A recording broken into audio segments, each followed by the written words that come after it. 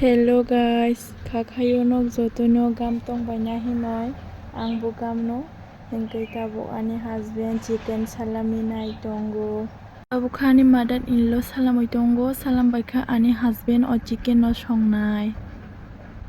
Tabuk khai ara khengoi tongo obo chung tabuk butui rogoi ranani naikha hingkai ang o somoyo koroi butui rok furogo hingkai ang nongno phunuk manliya gam khaioi imakhai gudok chicken ni bubuk omo gudok khaimani laifangbai ani mother in law omokhai songmani omokhai akhai ang songmani jia bai baji khaioi songjak jia bai.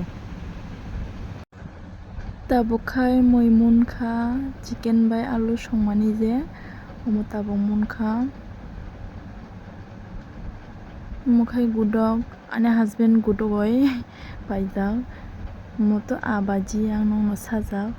Finally tabuk khai ang maisa sinai piyaj bo kya railajak ang maisa fru piyaj korikhe maisa maya ang gaboni bagoi piyaj kya railakha hingke video no ang irano mathak sinai.